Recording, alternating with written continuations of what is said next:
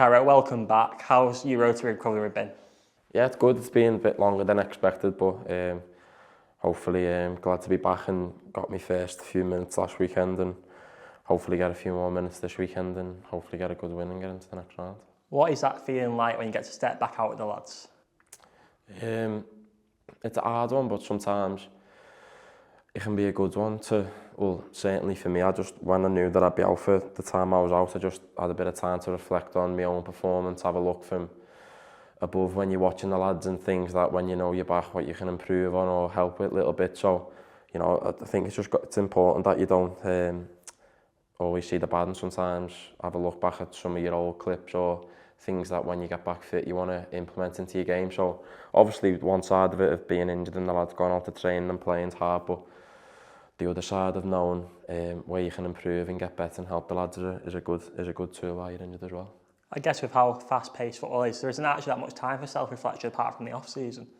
That's exactly right, yeah. So obviously when you're in the off-season or you have a time like me when you're injured, it is a good time for self-reflection because when you're playing Tuesday, Saturday, it's hard to focus or have a time to reflect. You can watch your clips, but I think a big period out where you can have a good long think about things that you want to improve on and get better is just taking the positive side of a bad situation, really. Is there any areas you're particularly looking to improve on this season? No, not much in terms of massive things, but maybe just little details of how you're offered for the ball, when you can support, when you need to defend, a bit of communication, maybe some fitness as well sometimes when you're late in games that you can improve on. Just all not out of the ordinary stuff, maybe just little things that can sometimes slip away when you're playing constantly and you can forget, but when you had a bit of time to reflect, you can get your standards back up and implement them a bit more. The gaffer said you've been back to your normal vocal self in training. You're only in your second full season at Wigan Latics as a professional footballer. Has that always been a big part of your game to be a vocal leader? Yeah, I think it's not something that I think about. I can't help it really, just talk and shout and sometimes having a laugh and sometimes having a laugh at the right times. But I think one of my strengths with the communication and talking is that I know when to be serious and I know when we can have a laugh and change that up. So, it's hopefully a thing that I can bring this weekend in training. The last couple of weeks that I've been back in is trying to keep the standards up and making sure training's good and on it. Morgan, Jason and Will are all experienced defenders. Have you learned a lot from them during your time playing with them?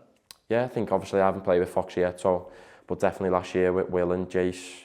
Obviously it was hard last year with Sean Maloney when we played a back four, but obviously with the new manager now coming in playing a back three. Us three of us played a lot together the last 10, 11 games last season, so we found our strengths and weakness out quite a lot, and we had a really good partnership towards the end of the season. Hopefully whoever it is now, we've got three or four, five really top centre-backs at the club that are all pushing for positions, so it's just about learning off each other and how we can get better. The competition's really healthy. On a Saturday we're in FA Cup action. What does that competition mean to you?